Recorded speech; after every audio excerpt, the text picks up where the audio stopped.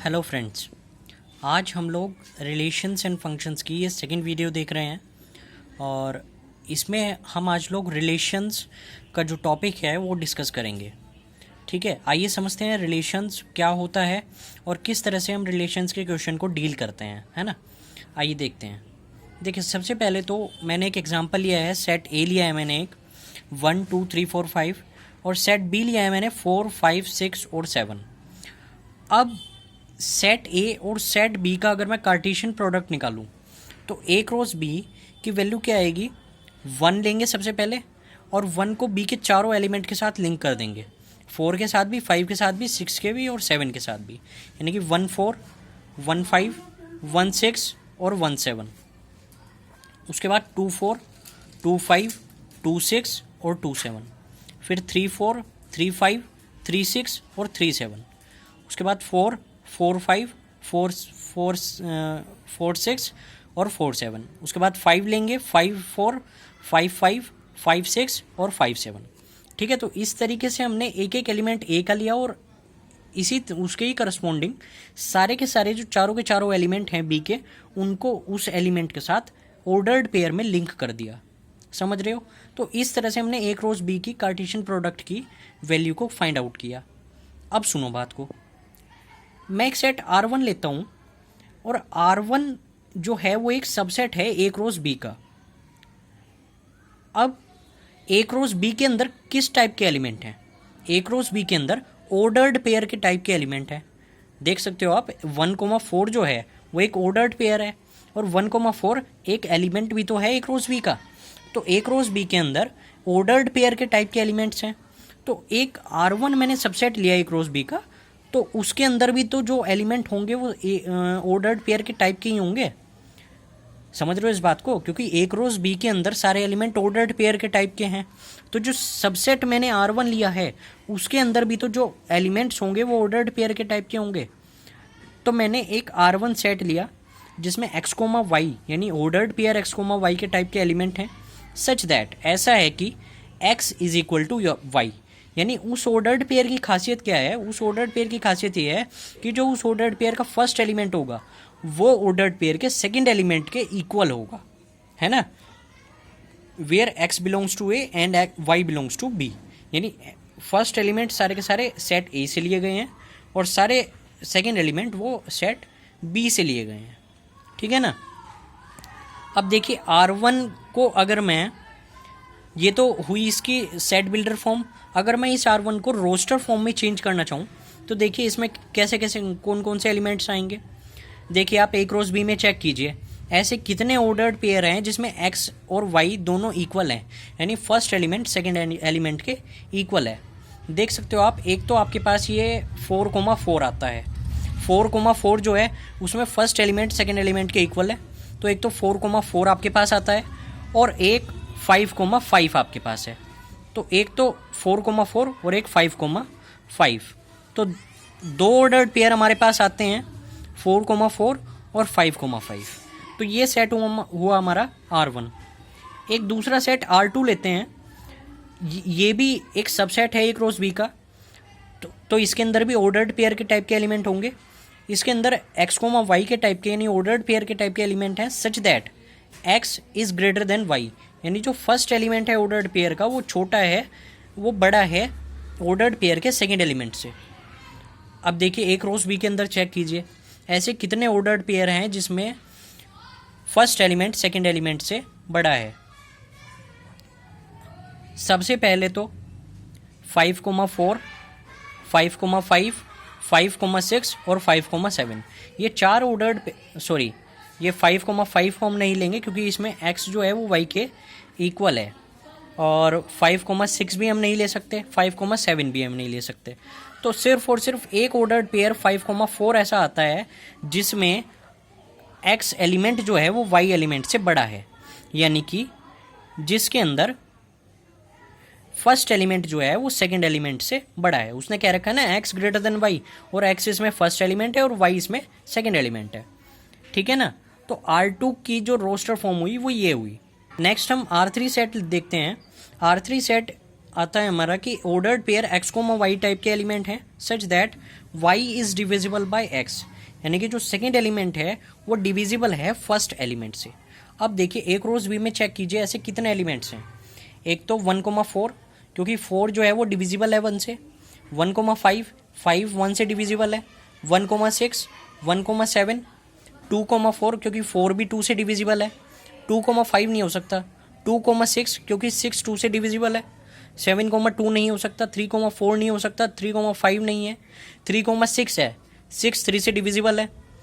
4,4 भी हो सकता है क्योंकि 4 4 से भी डिविजिबल होता है। 4,5 नहीं है। 6,4 हो सकता है, और उसके बाद 5,5 हो सकता है। बस इतने एलिमेंट्स हमारे पास आएंगे। तो देखिए हमारे पास कितने एलिमेंट्स आते हैं, 1,4, 1,5, 1,6, 1,7, आफ्टर दैट 2,4, 2,6, 3,6 और 4,4, आफ्टर दैट 4,6 और लास्ट एलिमेंट 5,5। तो इतने एलिमेंट्स हमारे R3 के अंदर आ रहे हैं। R4 देखते हैं, x, y such that y is equal to x plus 1, है ना। यानी कि जो y एलिमेंट है वो कैसे आएगा, वो ऐसे आएगा जो x एलिमेंट में 1 प्लस करेंगे।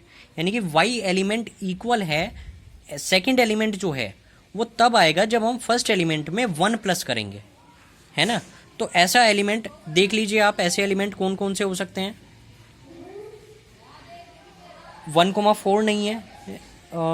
इस तरह के एलिमेंट आप चेक कर लीजिए कितने हो सकते हैं। देखिए एक तो आपका 3,4 है, क्योंकि 3 में 1 प्लस करोगे तो आपका 4 आएगा, यानी फर्स्ट एलिमेंट में 1 प्लस करके सेकेंड एलिमेंट आता है। 3,4, आफ्टर दैट 4,5, आफ्टर दैट 5,6, ठीक है ना। तो 3 एलिमेंट आपके आते हैं, 3,4, 4,5 और 5,6।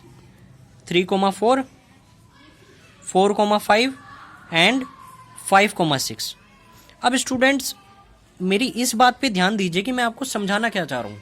मैं ये समझाना चाह रहा हूँ कि मैंने ए क्रॉस बी के अंदर से 4 सबसेट्स लिए, R1, R2, R3 और R4। अब ये चारों सबसेट्स की कुछ ना कुछ अपनी क्वालिफिकेशन थी, यानी कुछ ना कुछ इनकी खास बात थी, कुछ ना कुछ खासियत हर सेट के अंदर थी, जिससे ये चारों के चारों सेट एक दूसरे से अलग थे। समझ रहे हो इस बात को भाई। R1 के अंदर क्या कंडीशन थी कि x y के इक्वल है, यानी फर्स्ट एलिमेंट ऑर्डर्ड पेयर का सेकंड एलिमेंट के इक्वल है। R2 में था कि ऑर्डर्ड पेयर का फर्स्ट एलिमेंट बड़ा है ऑर्डर्ड पेयर के सेकंड एलिमेंट से। R3 में था कि ऑर्डर्ड पेयर का जो सेकंड एलिमेंट है वो डिविजिबल है ऑर्डर्ड पेयर के फर्स्ट एलिमेंट से। R4 में है ऑर्डर्ड पेयर का जो सेकंड एलिमेंट है वो तब आएगा जब हम ऑर्डर्ड पेयर के फर्स्ट एलिमेंट में 1 प्लस करेंगे, ठीक है। तो इस तरह की खासियत के 4 सबसेट्स मैंने आपको बताए। तो ये जो चारों के चारों सबसेट्स थे, ये चारों सबसेट्स ही इस ए क्रॉस बी के अंदर से निकले हुए रिलेशंस हैं। समझ रहे हो, ए क्रॉस बी के ऐसे सबसेट्स, समझो बहुत ध्यान से समझो, ए क्रॉस बी के ऐसे सबसेट्स, ये R1, R2, R3, R4 subsets ही तो हैं। तो ए क्रॉस बी के ऐसे सबसेट्स जो ऑर्डर्ड पेयर में लिंक हो, यानी जिनके एलिमेंट्स जो हैं वो ऑर्डर्ड पेयर में हो, और जो ऑर्डर्ड पेयर का फर्स्ट एलिमेंट है वो सेकंड एलिमेंट से किसी ना किसी रिलेशन से जुड़ा हुआ हो, आप देख सकते हो R1, R2, R3, R4 में हर एक सेट में जो R1 का ऑर्डर्ड पेयर है, R2 का ऑर्डर्ड पेयर है, R3 के ऑर्डर्ड पेयर्स हैं, R4 के ऑर्डर्ड पेयर्स हैं, हर ऑर्डर्ड पेयर्स फर्स्ट एलिमेंट से और सेकेंड एलिमेंट से किसी न किसी रिलेशन से जुड़े हुए हैं। हर ऑर्डर्ड पेयर में जो फर्स्ट एलिमेंट है वो सेकेंड एलिमेंट से किसी न किसी रिलेशन से जुड़े हुए हैं। तो ए क्रॉस बी के वे सारे एलिमेंट्स, ए क्रॉस बी के वे सारे सबसेट्स, क्या कह रहा हूं मैं, ए क्रॉस बी के वे सारे सबसेट्स जो जिनमें ऐसे ऑर्डर्ड पेयर्स हों, क्या कह रहा हूं मैं, जिनमें ऐसे ऑर्डर्ड पेयर्स हों जिनका फर्स्ट एलिमेंट सेकेंड एलिमेंट से किसी न किसी रिलेशन से जुड़ा हुआ हो, ये सारे के सारे सबसेट्स आपके ए क्रॉस बी के रिलेशंस कहलाते हैं। ठीक है स्टूडेंट्स, तो हमने रिलेशंस देखा कि रिलेशंस क्या होता है। अब हम समझेंगे कि अब हम एनसीईआरटी डेफिनेशन ऑफ रिलेशन देखते हैं। A relation R from a non empty set A to a non empty set B, यानी कि एक रिलेशन आर एक नॉन एम्प्टी सेट ए से नॉन एम्प्टी सेट बी में is a subset of the Cartesian product A cross B, एक subset होता है Cartesian product A cross B का। क्या कहा मैंने? रिलेशन आर जो कि सेट ए से सेट बी में लिया गया हो वो सबसेट होता है Cartesian product A cross B का। The subset is derived by describing a relationship between the first element and the second element of the ordered pairs in A cross B, यानी कि वो जो सबसेट है वो derived होता है, निकला गया है बाय डिस्क्राइबिंग अ रिलेशनशिप, एक रिलेशनशिप बताने से between the first element and the second element of the ordered pairs. यानी कि एनसीईआरटी कहता है कि एक जो रिलेशन आर होता है एक नॉन एम्प्टी सेट ए से नॉन एम्प्टी सेट बी में, सबसे पहली बात तो वो एक सबसेट होता है ए क्रॉस बी का। दूसरी बात उसने कही कि ये जो सबसेट है ये सबसेट कैसे निकलता है? ये सबसेट ऐसे निकलता है, ये सबसेट तब निकलता है जब हम ऑर्डर्ड पेयर के फर्स्ट एलिमेंट को ऑर्डर्ड पेयर के सेकंड एलिमेंट से किसी रिलेशनशिप के द्वारा जोड़ दें, किसी रिलेशनशिप के द्वारा जोड़ दें, यानी हम एक रिलेशनशिप डिस्क्राइब कर दें ऑर्डर्ड पेयर के फर्स्ट एलिमेंट और ऑर्डर्ड पेयर के सेकंड एलिमेंट के बीच में। ठीक है ना? तो ये जो हमारा सबसेट कहलाता है ए क्रॉस बी का, वही सबसेट हमारा रिलेशन कहलाता है। ठीक है? The second element is called the image of the first element, यानी उस रिलेशन में जो सेकेंड एलिमेंट होगा हर ऑर्डर्ड पेयर का, उस रिलेशन के अंदर जितने भी ऑर्डर्ड पेयर्स होंगे उनमें से हर ऑर्डर्ड पेयर का जो सेकेंड एलिमेंट होगा वो फर्स्ट एलिमेंट की इमेज कहलाएगा। ठीक है? अब हम देखते हैं डोमेन, रेंज एंड को डोमेन ऑफ रिलेशंस। ये बहुत इंपॉर्टेंट टर्म्स है, डोमेन, रेंज एंड को डोमेन ऑफ रिलेशंस। स्टूडेंट को कई बार इनमें कन्फ्यूजन होता है कि डोमेन क्या होता है, रेंज क्या होता है और को डोमेन क्या होता है। आइए समझते हैं। एक एग्जांपल लेते हैं, सेट ए 5 6 7, सेट बी लिया 1, 2। आर हमने एक रिलेशन डिफाइन किया है x, y such that x is divisible by y, यानी कि फर्स्ट एलिमेंट सेकेंड एलिमेंट से डिविजिबल है, x belongs to a and y belongs to b। तो यहाँ पे जो r के सबसेट्स होंगे, यानी कि देखो a क्रॉस b मैं निकाल के नहीं दिखा रहा हूँ, यहाँ पे a क्रॉस b आप निकाल सकते हो। तो a क्रॉस b देखो ओरली हम बता सकते हैं a क्रॉस b क्या होगा, 5, 1, 5, 2, 6, 1, 6, 2, 7, 1 और 7, 2। ठीक है? तो 6 एलिमेंट हमारे पास ए क्रॉस बी के अंदर आएंगे। अब उन 6 एलिमेंट्स में से हमें ये बताना है कि ये जो आर हमारा है, ये जो हमने सेट बिल्डर फॉर्म लिखी है ये रिलेशन आर की, इसमें से इस कंडीशन को सेटिस्फाई करने वाले ऑर्डर्ड पेयर्स हमें इसमें लिखने हैं। तो देखिए 5, 1 जब हम देखेंगे तो 5, 1 में देखिए एक्स जो है वो वाई से डिविजिबल है, 5 1 से डिविजिबल है, 6 1 से डिविजिबल है, 6 2 से डिविजिबल है और 7 1 से डिविजिबल है। तो ये 4 ऑर्डर्ड पेयर्स ऐसे आएंगे जो इस कंडीशन यानी कि x is divisible by y को सेटिस्फाई करेंगे। तो ये रिलेशन R हमारा हुआ 5, 1, 6, 1, 6, 2 और 7, 1। अब जो इसकी डोमेन होगी वो होगी 5, 6 और 7, और जो इसकी को डोमेन होगी वो होगी 1, 2। रेंज जो होगी इसकी वो होगी 1, 2। अब ये समझते हैं ये आई कहाँ से, बहुत ध्यान से समझिएगा। डोमेन निकालने के लिए set of first element of ordered pairs in are, यानी रिलेशन आर के अंदर जितने भी ऑर्डर्ड पेयर आपके पास आ रहे हैं उन सारे ऑर्डर्ड पेयर्स के जो फर्स्ट एलिमेंट होते हैं वो फर्स्ट एलिमेंट का सेट, उन फर्स्ट एलिमेंट को एक सेट के अंदर बंद कर दो तो वो जो सेट कहलाता है वो डोमेन कहलाता है। दोबारा से सुन लो, ऑर्डर्ड पेयर्स जितने भी ऑर्डर्ड पेयर आपके आर रिलेशन आर के अंदर आ रहे हैं, रिलेशन आर के अंदर जितने भी ऑर्डर्ड पेयर्स आ रहे हैं उन सारे ऑर्डर्ड पेयर्स के जो फर्स्ट एलिमेंट हैं उनको अलग से छांट लो और छांटने के बाद एक सेट के अंदर बंद कर दो, वो जो सेट बनेगा वो डोमेन कहलाएगा। उसके बाद range, set of second elements of ordered pair in are, यानी रिलेशन आर में जितने भी ऑर्डर्ड पेयर्स हैं उन ऑर्डर्ड पेयर्स के सारे सेकेंड एलिमेंट्स को छांट लो और सेकेंड एलिमेंट्स को छांटने के बाद जितने भी सेकेंड एलिमेंट्स आपके पास आते हैं सबको एक सेट के अंदर बंद कर दो, वो जो सेट बनेगा वो रेंज कहलाएगा।